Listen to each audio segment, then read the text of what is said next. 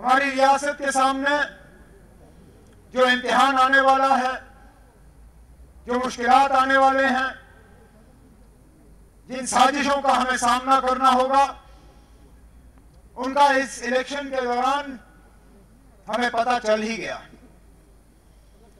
आज बहुत सारे ऐसे ताकतें हैं जो जम्मू कश्मीर के नक्शे को बदलने की कोशिश कर रहे हैं। जम्मू कश्मीर की शनाख्त, जम्मू कश्मीर की पहचान, जम्मू कश्मीर की खसूसी पोजीशन जो हमने विरासत में हासिल किया है, उसको नुकसान करने के लिए कुछ लोग निकले हुए हैं। चाहे वो इस मुल्क का वजीर आजम हो, जो हर तकरीर में इस रियासत को धमकी देता है, नाम से हमारी जमात को पुकारता है, नाम से हमारी क़यादत को लड़खड़ाता है और कहता है वो हमें कामयाब होने नहीं देंगे। पहले तो मोदी साहब 23 मई को आप कामयाब हो जाइए, फिर हम देखते हैं अब आप हमारा क्या बिगाड़ सकोगे। अभी तो आपकी हालत कमजोर है जनाब।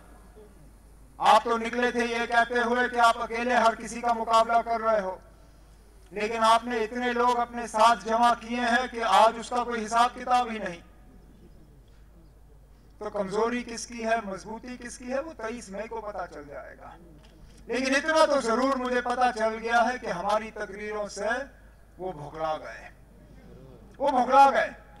चाहे कठुआ की उनकी तकरीर हो, चाहे जम्मू की उनकी तकरीर हो, नाम से हमें पुकारा और नाम से हमारी तकरीरों का जवाब दिया।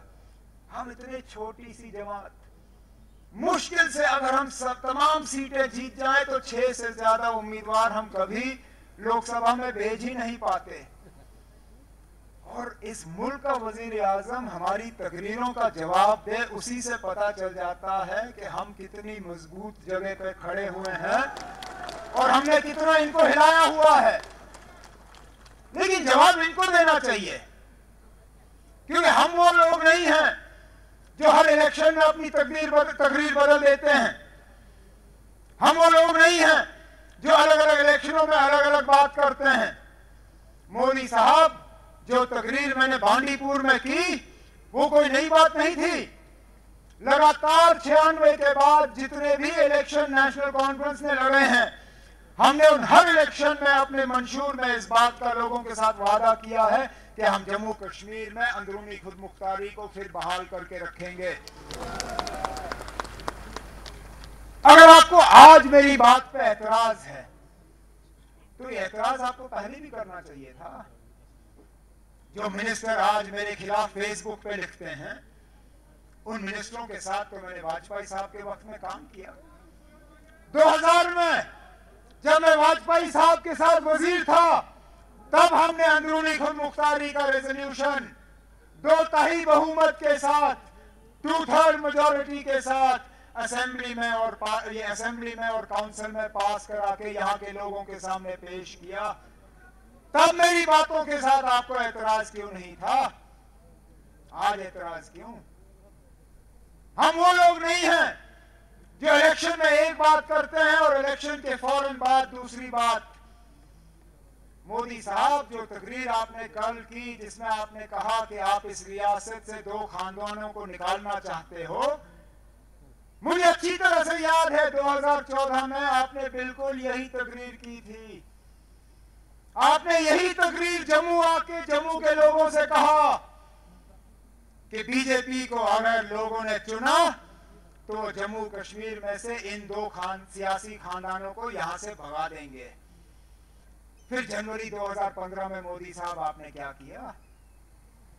जिस एक खानदान को आपने बढ़ाने की बात की, उसी खानदान को आपने गले लगाया। उसी खानदान को आपने गले लगाया। मोदी साहब, आपको 2 महीने भी नहीं लगे। हम वो लोग नहीं हैं जो अपने वादे किए गए लोगों के साथ भूलते हैं।